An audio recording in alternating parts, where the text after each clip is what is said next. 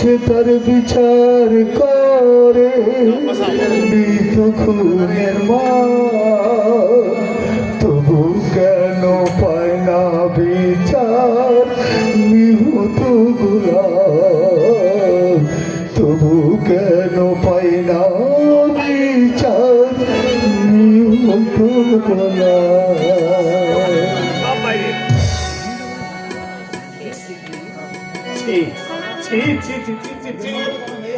তুমি যে লেখাপড়া জানা মেয়ে হয়ে তুমি যে এমনি ভাবে ভুল পথে যাবে তা আমি কোনোদিন ভাবতে পারিনি। আমি ভাবতে পেরেছিলাম কখন, কিন্তু এছাড়া আমার আর কোনো উপায় ছিল না। গ্রামের লোকের কুৎসার ভয় আর বাবার সম্মান রাখতে সেদিন আমাকে ঘর থেকে বাইরে বেরিয়ে আসতে হয়েছিল। যে পথে যাই পথের আর শেষ হয় না। এক বিপদ কাটিয়ে আমি আরেক বিপদে এসে পড়লাম। শেষে এই পথ ছড়া বাঁচবার ঠাঁই আমি আর কোথাও খুঁজে পেলাম না কখন। তাই বাধ্য হয়ে দেহ বিক্রি করে পয়সা উপায় করতে লাগলে কেমন? তুমি বুঝতে পারছো না কখন। আর আমাকে বোঝাবার দরকার নেই। যদি তুমি আত্মহত্যা করতে তাহলে আমি অনেক শান্তি পেতাম। তাই হয়তো করতাম কখন, পারলাম না শুধু আরেকটার মুক্তি। দোষ হয়তো আমি করেছি, তার জন্য সে কেন মরবে? আর কথা বলছো তুমি? কার আবার? আমার পাপের চিহ্ন, সেটাও যে আজ আমার জীবনের সঙ্গে জড়িয়ে পড়েছে গোকুল। পাপের চিহ্ন?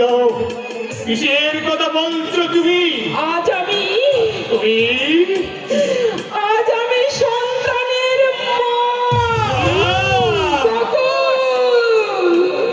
শুধু ওই পাপটার জন্য, বিশ্বাস করো গোকুল, শুধু ওরই জন্য আজ আমি নিজের সব কিছু পরের কাছে বিলিয়ে দিয়ে শুধু পয়সা উপায় করে চলেছি। ছেলে কোথায়?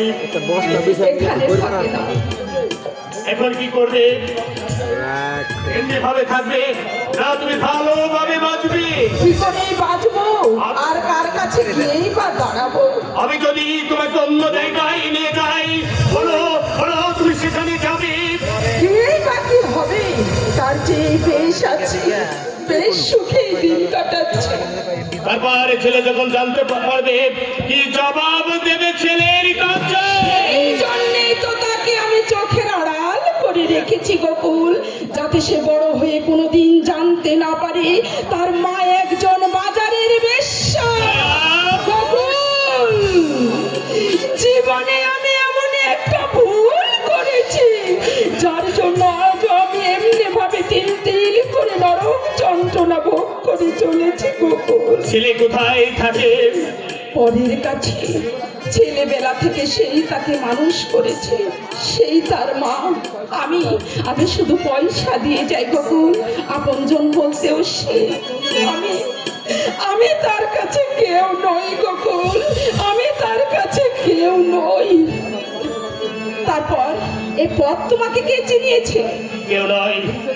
পুলিশের নজর থেকে বাঁচবার জন্য আজকে রাতটা আমাকে এখানে থাকতে হবে। কাল সকালে আমি বোম্বে চলে যাব। পুলিশের নজর মানে তুমি কি তাহলে? আমি ওই যে ছন্দ ছাড়া জগতের মানুষ।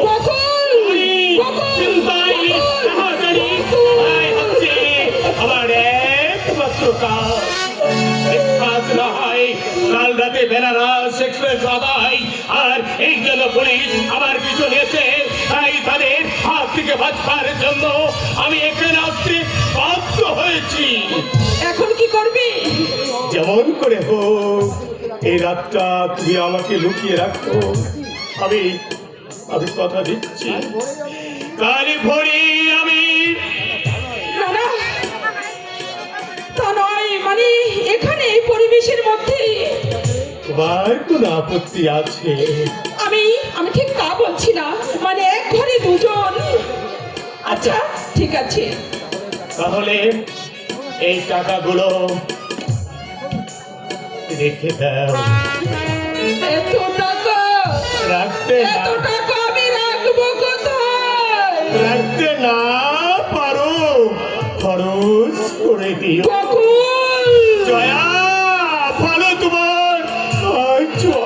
বলছি তাই তোমার প্রয়োজনে ওই কটা টাকা যদি খরচা হয় খেলবো ওই পাপ দায় করলেও সৎ পথে ব্যয় করবো। কোথায় যাচ্ছ?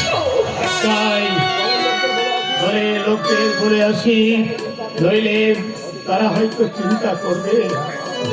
হ্যাঁ, এখনো কথা বলো।